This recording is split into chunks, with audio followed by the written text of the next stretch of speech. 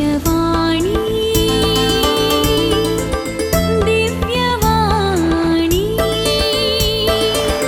दिव्यवाणी दिव्यवाणी.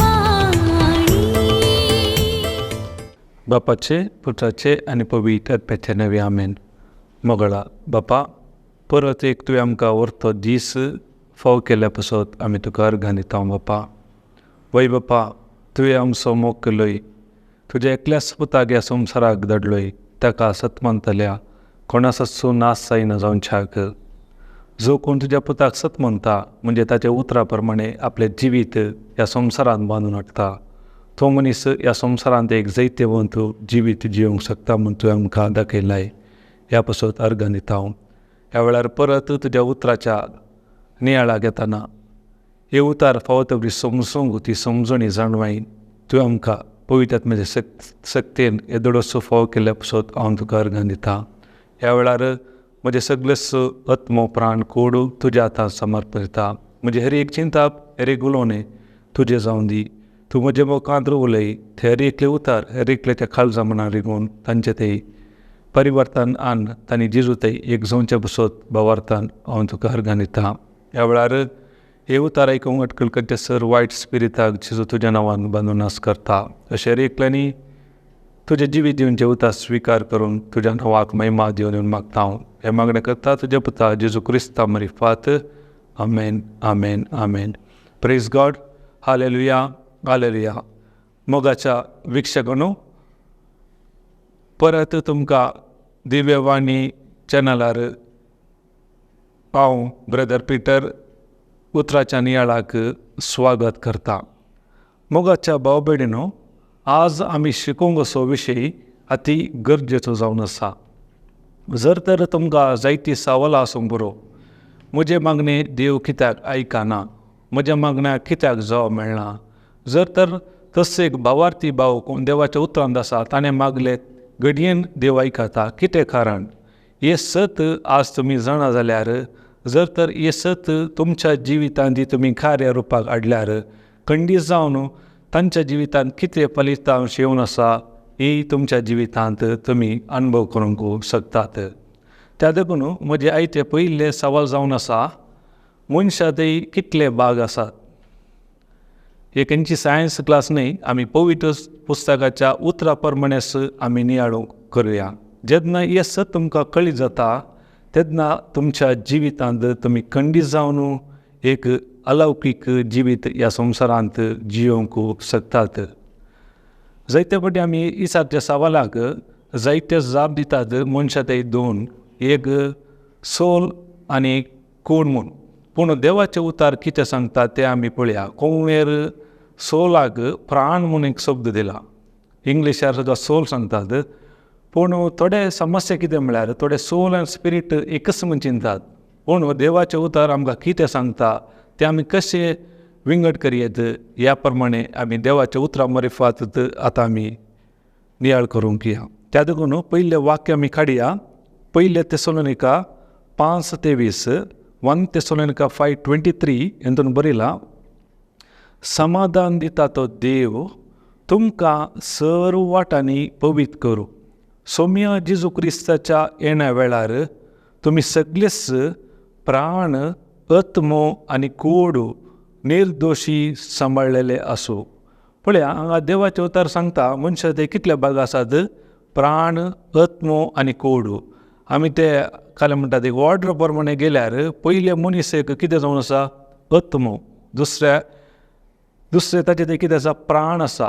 तसो आत्मो आनी प्राण एका कुडींत जियेतात.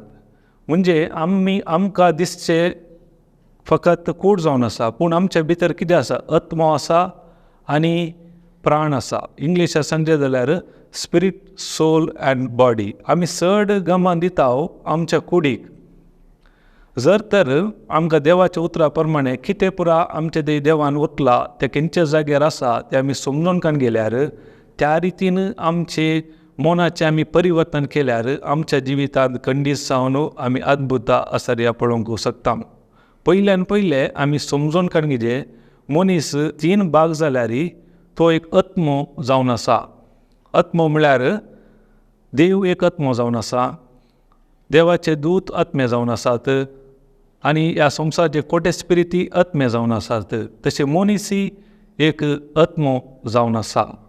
त्या देखून आमच्या जायत्या समस्याक पर्याय आमी कित्याक मेळना म्हणल्यार आमी संवसारी रितीन आमच्या समस्याक पर्याय सोदूंक वेता.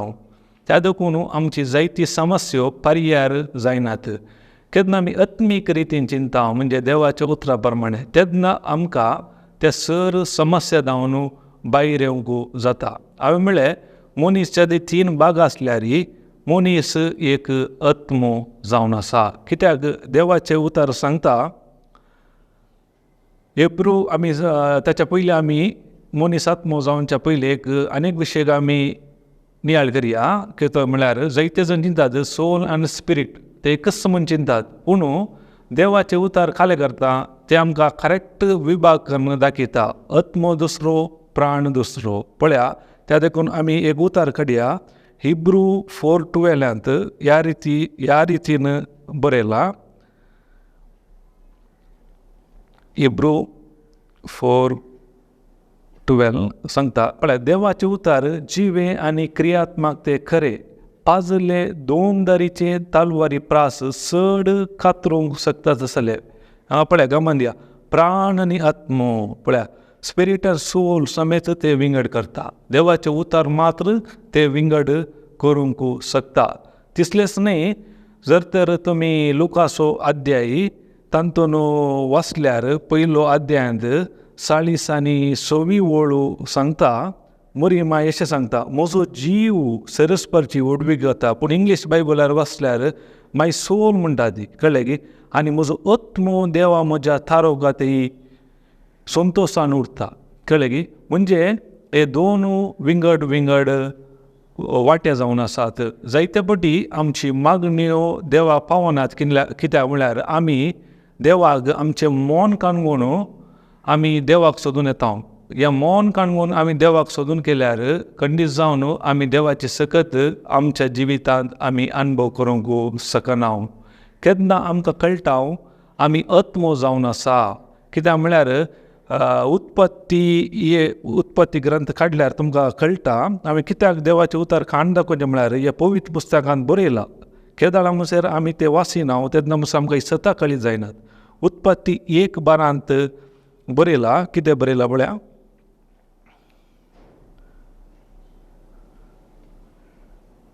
सॉरी 1:12 न्ही, 1:26 बरयलां. 1 मिनीट, 1:26 कितें सांगता पळया. आनी देवान म्हणलें, आमच्यात रुपासो आनी आमच्यात सारक्यासो मनशाक आमी करुया. पळया, हांगा कितें म्हळां, आमच्याच रुपासो आनी आमच्याच सारक्यासो. देवाचें रूप कितें करता की, देव म्हळ्यार आत्मो जावन आसा. देवाचे उतार सांगता, देव आत्मो देखून ताका आराधन करतल्यांनी आत्म्यान आनी सतान आराधन करूंक आसा. कशें देव आत्मो, तशेंच पयले तांकां आमकां ताणें आत्म्यान तरसला. तेवढाच तरेची कशें देव आत्मो जावन आसा, ताचे सारकें रूप आत्मो जाल्ल्या वरवीं आमी आत्मे जावन आसा.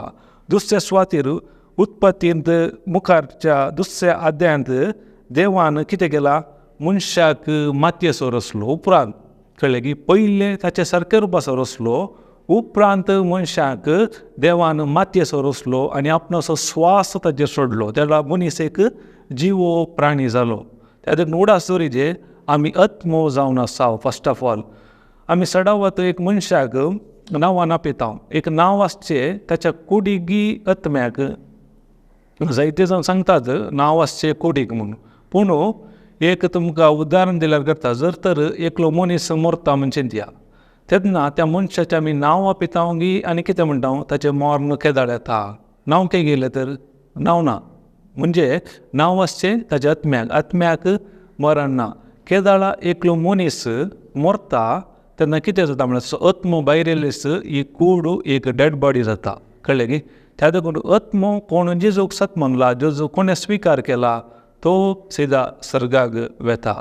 त्या देखून आमी चड आत्म्याच्या विशयांत चड आमी गमान दिचे. आमी चलोवता कित्याक म्हळ्यार जायते फावटी आमच्या कुडीच्या विशयांत आमी चड गमान दिता. त्या देखून आमच्या जिवितांत आमी जायते चलवणी आमी अनुभव करता. आतां मुखार पळया कितें म्हणटा म्हळ्यार, आतां देवाचें उतर सांगता आमी पयलीं आत्म्याच्या विशयांत समजून मागीर दुसऱ्याचे भाग आमी नियाळ करया.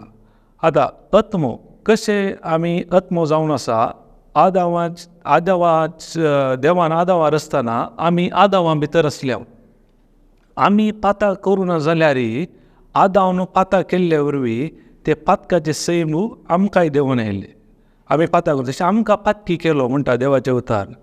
त्या देखून कशें बरें कोवीड एकल्या जावन एकल्या पास जाता त्याच रितीन पाताक आमचेर देंवन आयले. त्या देखून ह्या संवसाराक जल्मसो प्रत्येक मनीस ह्या भुरगे संवसाराक येताना पातकी जावनच जल्मता.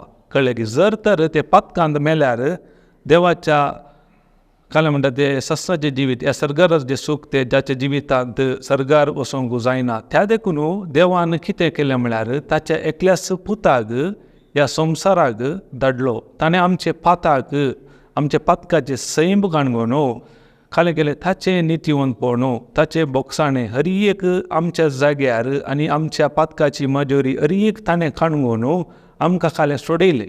त्या देखून कोण जेजूक सत म्हणटा समी सोडोनदार म्हणून स्विकार करता तो कितें जाता एक नवी रचना जाता. ताका देवाचें उतार कितें सांगता म्हळ्यार 2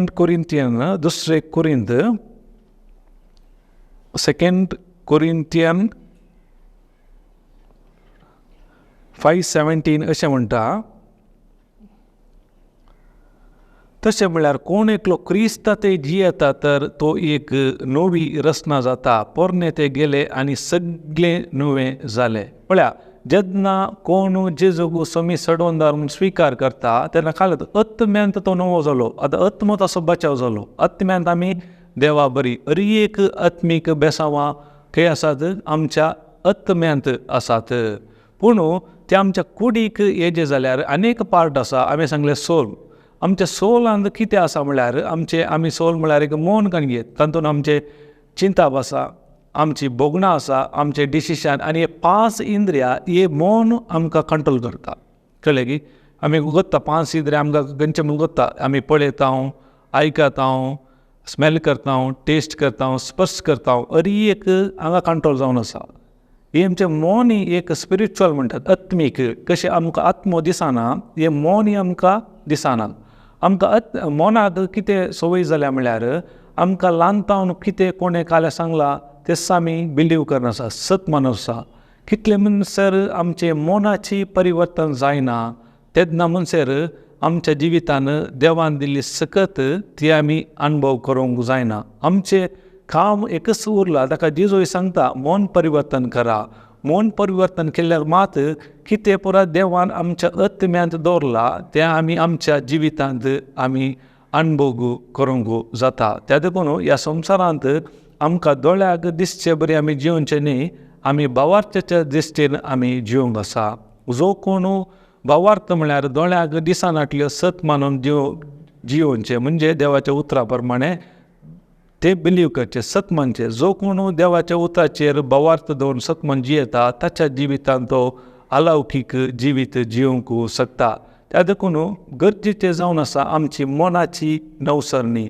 केन्ना आमचें मन आमी देवाच्या उतरांत परिवर्तन करता तेन्ना आमच्या जिवितांत आमी देवाची ती सकत अनुभव करूंक शकता. आनी अनेक पार्ट आसा आमचे कूड आमकां दिसता भायल्यान. आमी कुडी खाता, जेवता, कूड आमची वाडटा. कशें आमी एक घरा भितर रावता त्याच रितीन आमचें तें कितें आसा आत्मो आनी कूड, आत्मो आनी प्राण म्हणजे स्पिरीट आनी सोल आमच्या कुडी भितर आसात.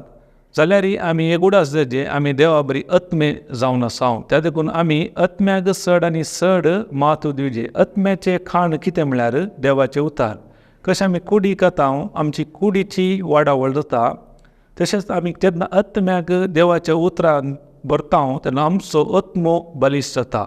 तेन्ना कितें जाता म्हळ्यार तो आत्मो आमच्या कुडीक कंट्रोल करता. नाजाल्यार आमचें मन आमच्या कुडीक कंट्रोल करता. ताका देवाचें उतर सांगता रक्त मांसाच्या वंदवण्याचें फळ मरण. कोण रक्त मांसाच्या वंदवण्या प्रमाणे जिवचें म्हळ्यार तेचें मन कितें सांगता, सोल मायंड ताचे 5 सेन्सस काल सांगता ताचे प्रमाणे जियेता ताच्या जिवितांत कितेंच बरेंपण पळोवंक शकना. कोण आत्म्याच्या प्रमाणे आत्म्याच्या कुशे प्रमाणे जियेता ताच्या जिवितांत तो कितें अनुभव करता?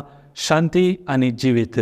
आमच्या जिवितांत शांती आनी जिवीत जाय तर आमी आत्म्याच्या कुशे प्रमाणे जिवनचे गरज जावन आसा. Praise God, hallelujah. त्या देखून एक उडास दवरिजे आमचो हर एक आत्म्या दावन कितेंय आमच्या कुडींत आमी अनुभव करिजे जाल्यार ताका डायरेक्ट कनेक्शन ना. कळ्ळें की ह्या सोल म्हणटा, सोलाक आत्म्याक आनी कुडी कनेक्शन आसा, पूण आत्म्या दावन कुडी कितेंय येयजे जाल्यार ह्या सोल मायंड हेणे एग्री करूंक आसा. केदाळा सोल मायंड एका एग्री जाता, ओपता, म्हणजे देवाच्या उतराक ते एग्री जाता. आत्मा म्हळ्यार आत्म्यांत कितें आसा? देवाचे उतार आसा. हर एक आत्मीक बेसांवां आमच्या आत्म्यांत आसात.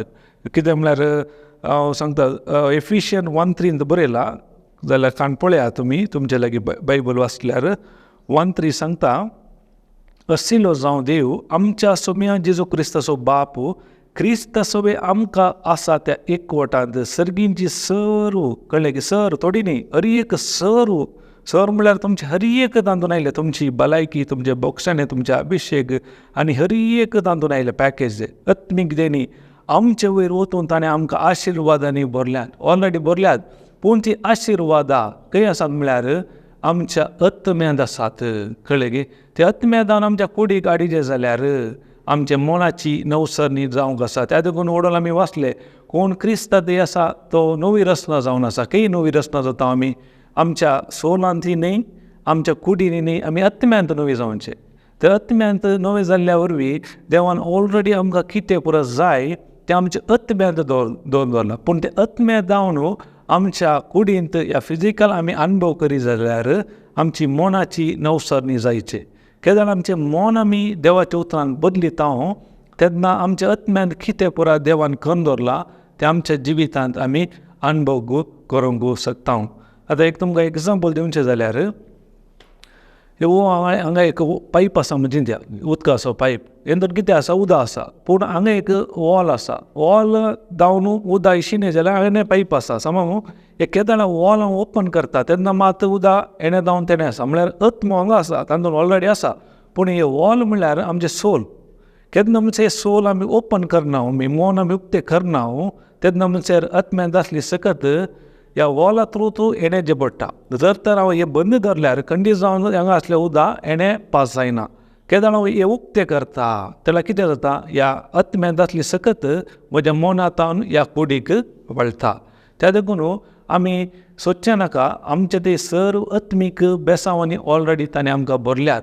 पूण ते भायर काडिजे जाल्यार आमकां पयल्यान पयलें गरजेचें कितें म्हळ्यार देवाच्या उतराची समजणी सांगता ते आमच्या जिवितांत पयले जिजोन आमकां कितें करून दवरलां ताची समजणी गरजेची. आनी जेन्ना आमी खाल्लो सत म्हणटा आनी तोंडार आमी उसारता भवार्थान कितें आत्मीक जावन आसा तें आमच्या दोळ्यां मुखार हाडटा. आतां आमी एग्जाम्पल आतां बँकाक येता. पयलींच्या काळार बँकाक येतना कितें करताले? एक कॅश काडिजे जाल्यार डेपोजीट धरले आमी चेक दिताले. चेक दिले सदां दितात की चेक दितना कितें दितात? ते आमकां टोकन दितात. ते टोकन धरून आमी ते वेट करूंक आसा. तशेंच देवाची बसवण्यो काले जावन आसात, हर एक टोकनां जावन आसात. केदाळा ही टोकनां आमी सांबाळून दवरता तेन्ना मात केदाळा तांणी आपयतात तेन्ना आमी ही टोकनां तांकां दिता. तेन्ना आमच्या एकावंटांत आसले तांणी आमकां चेक करून दितात. त्याच रितीन देवाचे उतार हे बायबल कितें जावन आसा? एक चेकबूक जावन आसा. ते टोकनां तांणी केल्ली बसवणी प्रॉमीस जावन आसात. केन्ना म्हणसर आमी बसवणी आमी घट्ट धरून काडून घेयना तेन्ना म्हणसर आमच्या जिवितांत कितेंच आमी देवाची सगळ्यात अनुभव करूंक शकना. जर तर ते टोकन मिस जाल्यार आमकां पयशे मेळचे डावट. त्या टोकनां जागृत करून दवरची, म्हणजे देवाची कितें प्रॉमिसीस आसात, बसवणी आसात ती आमच्या जिवितांत आमी ती घट्ट सांबाळून दवरूंक आसा. ती आमचे खाल्ल आसत म्हणून तोंडार आमी उसारूंक आसा. तेन्ना आमच्या जिवितांत कितें पुरात देवान आमच्या बसत तयार करून दवरला ते आमच्या जिवितांत आमी अनुभव करूंक शकता.